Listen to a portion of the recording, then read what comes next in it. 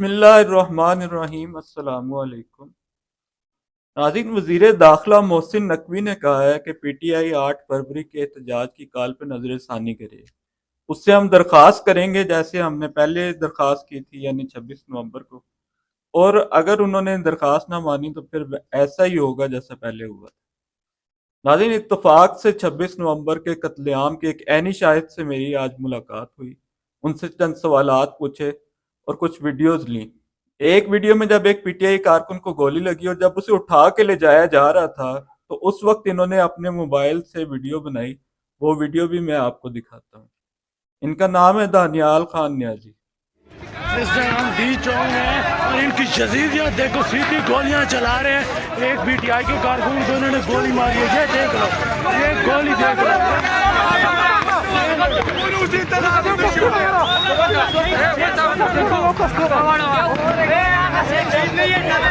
Stand fire مارا ہے، یہ دیکھ لو، ان کی بغیرتیاں دیکھ لو، ان کی گھٹیا پن دیکھ لو۔ یہ پاکستانی شہری ہیں، یہ کوئی دہشت گرد نہیں ہے جو سیدھی گولیاں چلا رہے ہیں۔ یہ دیکھو میرے پیچھے سیدھی گولیاں چلا رہے ہیں، گولیوں کی آواز ہے۔ ان کی بغیرتیاں دیکھ لو، گھٹیا پن دیکھ لو۔ سیدھی پاکستانی ہر شہری کا پورا من احتجاج حق ہے، اور ان کے ہتھ کنڈے دیکھ لو، سیدھی گولیاں چلا رہے ہیں۔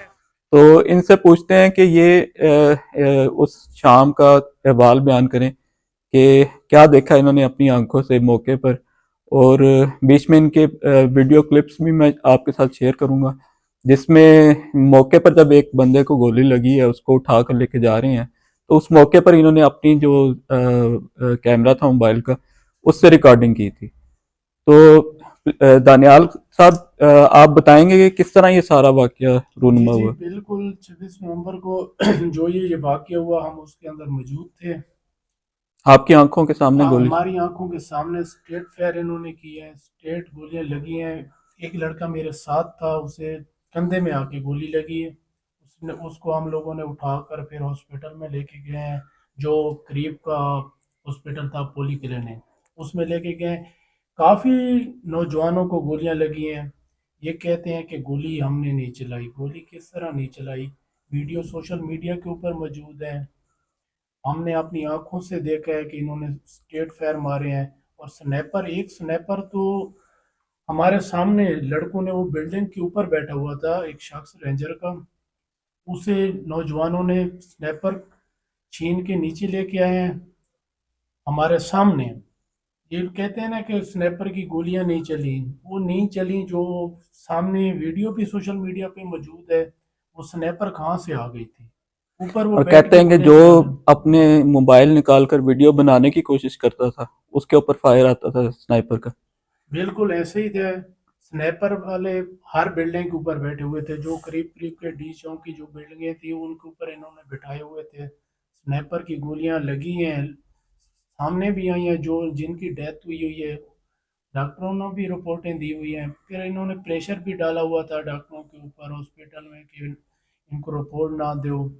لوگوں کے اوپر بہت زیادہ پریشر، جن کے بچوں کی ڈیتھ ہو گئی ان کے گھر والوں کو انہوں نے اتنا پریشان کیا کہ آپ کوئی گواہی نہ دو، آپ کے ساتھ ہم یہ کر دیں گے، آپ خاموش رہو۔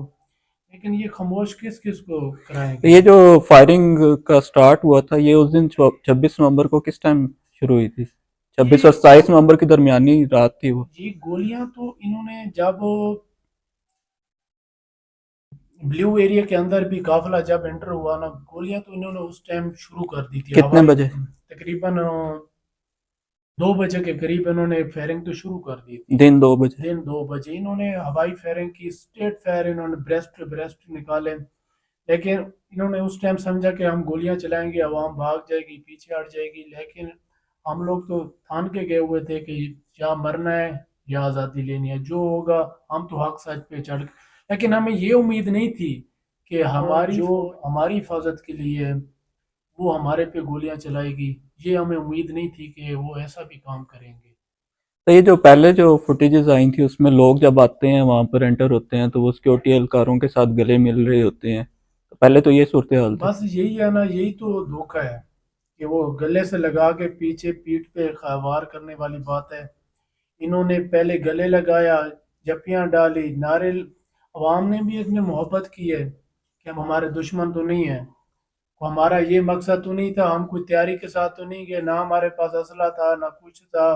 हम भी गए ऐसे खुले हाथ गए। आगे से उन्होंने गोलियां चला दी हैं, पहले उन्होंने जफ्फियां डाली हैं, फिर जैसे शाम का टाइम हुआ उन्होंने स्ट्रीट लाइटें बंद करा दी, जो साथ में दुकानें बिल्डिंगें थी उनकी लाइटें बंद करा दी। उसके बाद उन्होंने अंधाधुंध शेलिंग, इतनी अंधाधुंध शेलिंग की कि मैं क्या बताऊं, कि सांस लेना भी मुश्किल था।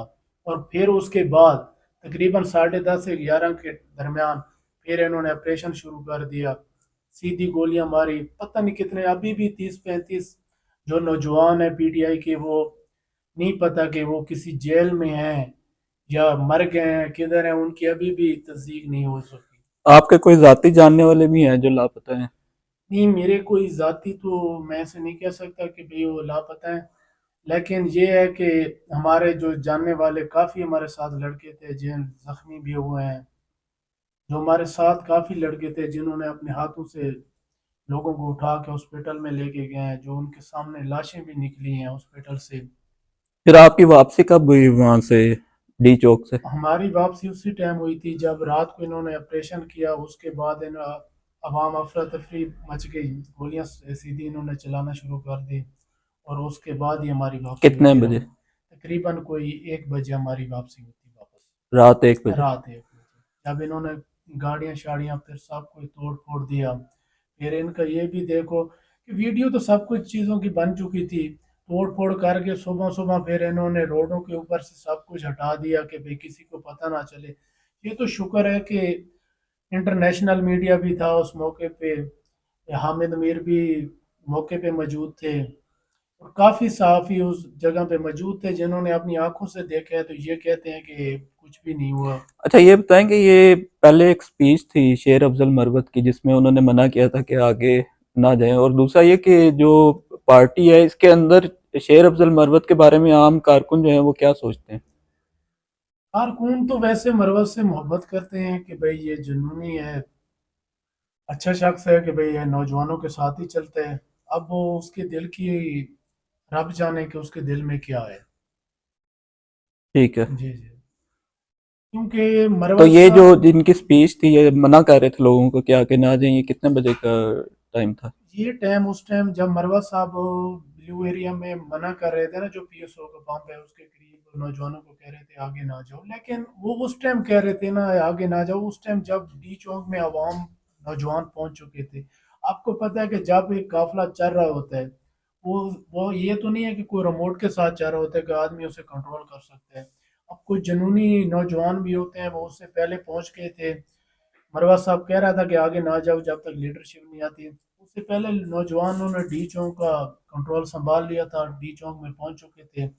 मरवा साहब फिर वो पीछे आ गए, उसके बाद लीडरशिप आगे नहीं बढ़ी, लेकिन नौजवान तो डी चौक में पहुंचे हुए थे। अच्छा, एक बड़ा मशहूर फुटेज थी जिसमें एक नौजवान को कंटेनर से नीचे फेंका गया था, वो आपके सामने हुआ था जी वो? जी बिल्कुल, वो तो हम बिल्कुल हमारी आंखों के सामने, वो उसने नमाज पढ़ी जब दुआ मांग रहा था, रेंजर वाले ऊपर आए कंटेनर के, और दो रेंजर वाले आए, वो खड़े हो गए साथ में, और एक तीसरा पीछे से आया, उसने उसे पकड़ के धक्का दे दिया। उसे उसका हाथ ऊपर कंटेनर के डाला कि भाई मैं ना गिरूं, लेकिन उसने उसका हाथ भी छुड़ा दिया।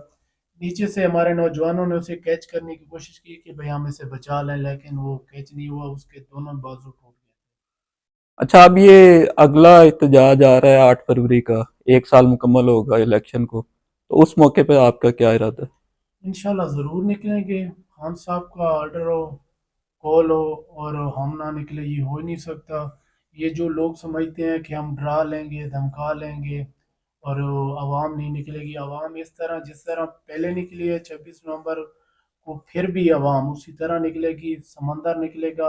आवाम बताएगी कि हमारा मैंडेट ये चुरा के आए हुए हैं, और 8 फरवरी को आवाम भरपूर तरीके के साथ हम निकलेंगे इंशाल्लाह, हर शहर में निकलेंगे। ठीक है जी, ये थे दानियाल साहब, इनसे हमने सवालात पूछे। इमरान खान ने कौम के नाम पैगाम में कहा है कि 8 फरवरी को इस कौम का मैंडेट चुराया गया, लिहाजा इस रोज़ को बतौर यौम सियाह मनाने के लिए आप सबको बाहर निकलना होगा। नाज़रीन, हज़रत इमाम हुसैन रज़ी अल्लाह तआला अन्हु से मंसूब एक कौल ये है कि जुल्म के खिलाफ जितनी देर से उठोगे उतनी ज़्यादा तकलीफ से गुजरना होगा।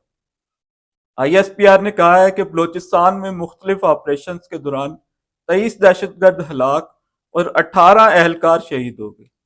اس وقت جب ملک میں دہشت گرد حملے بے انتہا بڑھ چکے ہیں، ریاست ملک کی سب سے بڑی سیاسی جماعت کے ساتھ حالت جنگ میں ہے۔ نامور وکیل رہنما حامد خان نے 10 فروری کو 26ویں آئینی ترمیم کے خلاف ملک بھر کے وکلاء کے احتجاج کا اعلان کر دیا ہے۔ ابھی تک کا معاملہ یہی ہے کہ وکلاء احتجاج کا اعلان کرتے ہیں، تقاریر کرتے ہیں اور پھر گھروں کو جا کر سو جاتے ہیں۔ ان کی نظروں کے سامنے عدلیہ کا پورا ادارہ ہی بلڈوز کر دیا گیا ہے۔ اس کی وجہ یہ ہے کہ جب ججز بحالی کی تحریک چلی تھی تو نون لیگ اور تحریک انصاف سیم پیج پر تھی، اب وکلاء دونوں کے درمیان تقسیم ہو چکے ہیں۔ تحریک انصاف پختونخوا کے صدر اور پبلک اکاؤنٹس کمیٹی کے چیئرمین جنید اکبر نے کہا ہے کہ پارٹی کے اگلے لانگ مارچ میں فرق یہ ہوگا، یعنی اگلے لانگ مارچ اور پچھلی دفعہ جو احتجاج ہوا تھا 26 نومبر کا، ان میں فرق یہ ہوگا کہ پہلے قیادت اداروں کے ساتھ رابطے میں تھی، اب کسی سے کوئی بات نہیں ہوگی۔ میں گرفتار ہوا تو شاہراہ ریشم، پاک افغان شاہراہ، موٹر وے اور GT روڈ مکمل بند کر دیں گے۔ چیف جسٹس یحییٰ آفریدی کی سربراہی میں جوڈیشل کمیشن نے پشاور ہائی کورٹ کے لیے 10 ایڈیشنل ججز کی منظوری دے دی۔ زیادہ تر ان وکلاء کو مقرر کیا گیا ہے، ان وکلاء کو جج مقرر کیا گیا ہے جن کی وابستگی نون لیگ کے ساتھ۔ معروف صحافی کامران شاہد صاحب نے فرمایا ہے، ایک غیر قانونی سوشل میڈیا جو اپنے جعلی مواد کی ذمہ داری نہیں لیتا، اسے قانون کے تحت جواب دہ ٹھہرانا چاہیے، لیکن مین سٹریم میڈیا کو پیکا قانون سے مستثنا قرار دیا جانا چاہیے۔ حالانکہ اس وقت عوام کی آواز ہی سوشل میڈیا ہے، اور مین سٹریم میڈیا سے تو آزاد لوگ چن چن کر نکال دیے گئے ہیں۔ مین سٹریم میڈیا کی جان تو نکال لی گئی ہے، اب صرف لاش باقی ہے۔ حالت یہ ہے کہ ملک کی سب سے بڑی سیاسی جماعت کے سب سے مقبول لیڈر کا نام نہیں لیا جا سکتا، اسے بانی PTI کہا جاتا ہے۔ کیا یہ ہے ہمارا مین سٹریم میڈیا؟